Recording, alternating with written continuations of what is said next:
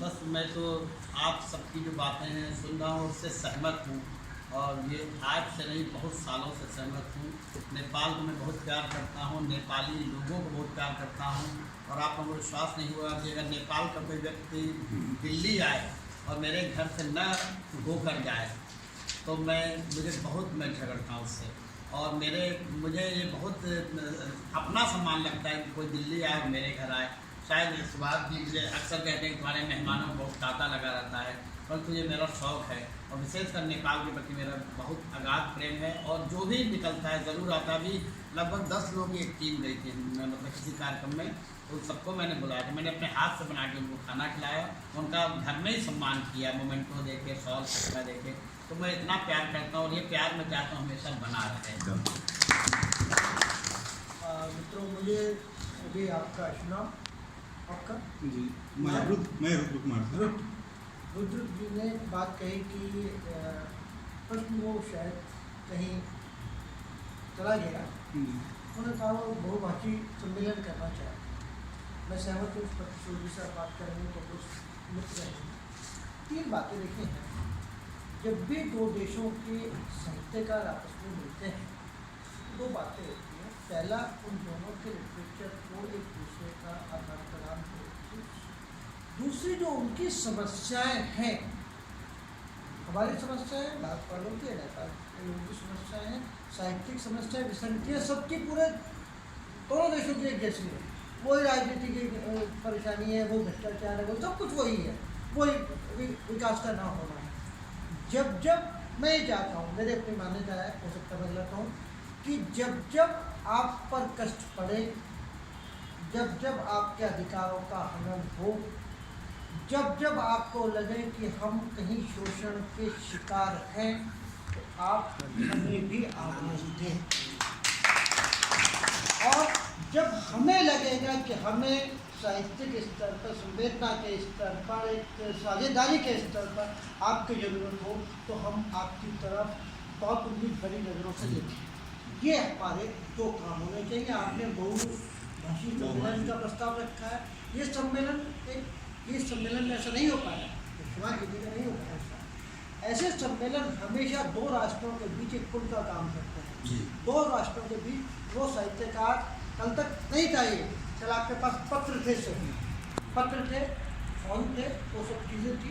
आज आपके पास वो सब चीज़ें बहुत आगे की चीज़ें आ गई। आपके पास ईमेल है, आपके पास व्हाट्सएप है, आपके पास फेसबुक है, आपके पास बहुत सारी चीज़ें हैं। इनसे आप पढ़ें और कोशिश कीजिएगा बहुभाषी जो कवि सम्मेलन है ना, ये कविता का सम्मेलन होकर ना रहे। ये मतलब मैं आप लोगों से बहुत गंभीरता से चाहता हूँ कि जब भी हम ऐसे कोई कार्यक्रम करते हैं तो कविता केंद्रित होकर रह जाते हैं। अब संदीप या मैं या राजकुमार या बाकी लोग, तो हम सोचते हैं यार, हम तो 46 किताबें, एक भी किताब कविता की नहीं है, क्योंकि वो हम नहीं लिखते। हम चाहें कि हम आपस में कोई ऐसा एक वो बनाए गंभीर रूप से।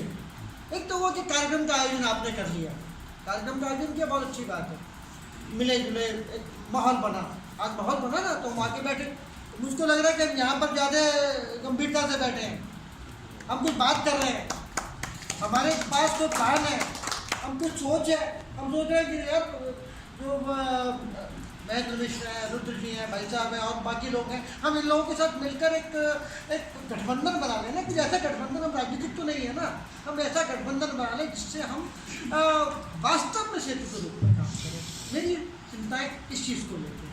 अब फिर मैं आपको वादा करता हूँ, आपको विश्वास दिलाता हूँ, जब आप अपनी लेखकीय समस्याओं के लिए, अपने लेखकीय शोषण के लिए, लेखकीय अवतार में आने वाली कमियों के लिए भारतीय लेखकों की ओर देखेंगे, विशेष रूप से एक माहौल बनता है। सिर्फ सुभाष चंद्र भारतीय लेखक नहीं है, सिर्फ किशोर श्रीवास्तव, राजकुमार जैन, संगीत भारतीय लेखक नहीं है, ये सब लोग सिर्फ यही नहीं है। इनके साथ साथ आप पूरे देश के लोगों से धीरे धीरे चले जाएंगे। सोशल मीडिया का भी इसमें बहुत अच्छा उपयोग कर सकते हैं। बहुत खराब है ना सोशल मीडिया, बड़ी गाली देते हैं सोशल मीडिया ये बच्चे बिगाड़ रहे हैं, सब कुछ कर रहा है, लेकिन इसका पॉजिटिव उपयोग भी है। आइए हम उस पॉजिटिव उपयोग की तरफ देखें। और जो रुद्र जी ने कहा है, भाई छोटे आप उससे बहुत, तो इस पर गंभीरता से सोचें और जब इसको प्लान करें, इसके पीछे कंक्रीट प्रपोजल होना चाहिए।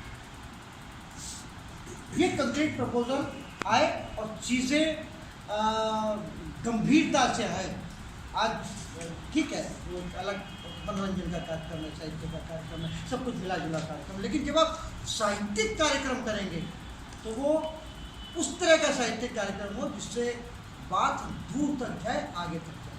और मुझे यही कहना बातें हो ही गई हैं और सुभाष चंद्र जी ने जितनी बातें कही हैं मैं पूर्णतः उनसे सहमत हूँ। अधिकांश यही देखने को मिलता है जब हम किसी भी कार्यक्रम की बात करते हैं तो वो सिर्फ कविताओं तक सिमट कर रह जाता है। जैसे सुभाष जी व्यंग्य के बहुत बड़े हस्ताक्षर हैं, किशोर जी हास्य और व्यंग्य के बहुत बड़े हस्ताक्षर हैं, लघु कथाएँ भी लिखते हैं, मेरा खुद का लघु कथा में दखल है और आजकल उपन्यास और दूसरी चीज़ों में भी हाथ चला रहा हूँ।